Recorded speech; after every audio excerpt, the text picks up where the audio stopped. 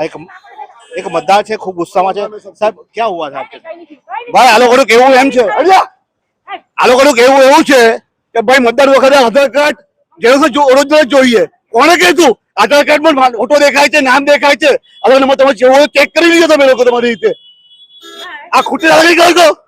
તમે જનતા છે આ એક એડવોકેટ છે બધું બધું કરી આવે સરકારનું યાદ રાખજો એટલું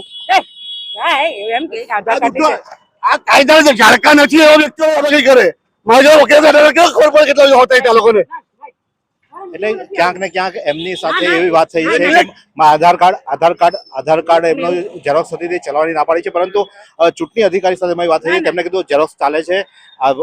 ઓરિજિનલ બી ચાલે ઝેરોક્સ બી ચાલે મોબાઈલમાં કોપી તો પણ ચાલે એ સત્તા આપી છે પ્રાંત અધિકારી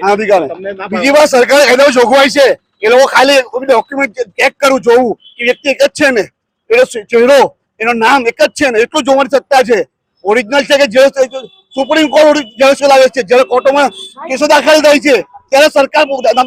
પોતે આધાર કાર્ડ ઝેરોક્સ ચલાવે છે પુરાવા તરીકે કેમ નહીં ચલાવે આ લોકો પોલીસ વાળા પોલીસ ઓફિસરો એવું છે કે ઝેરોક્સ માંથી ઉતરે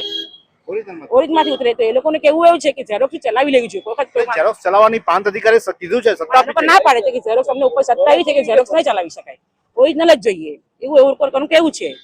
એટલે અમે પછી ઝેરોક્સ માંડ વાળીને ઓરિજિનલ લાવીને બતાવી દીધું વાત ફિનિશ થઈ ગઈ મારે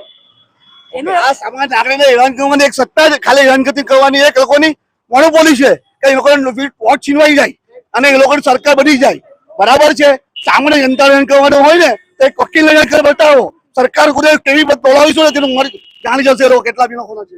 તો આ હતા એક મતદાર શું નામ છે આપનું સાહેબ મારું એડવોકેટ અબ્દુલ કુરેશી એમ કુરેશી સારી દુનિયા જાણે છે નવસારીમાં તો આ હતા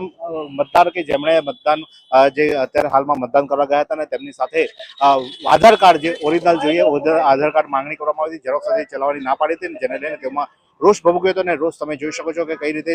જનતા પોતાનો રોષ વ્યક્ત કરી રહી છે અત્યારે રસ્તા પર ટાટા સ્કૂલ ખાતે આ ઘટના બની હતી ટાટા સ્કૂલ ખાતે જે અધિકારીઓ છે તેઓએ તેમને ઝેરોક્સ ચલાવવાની ના પાડતા આ સમગ્ર મામલો સામે આવ્યો છે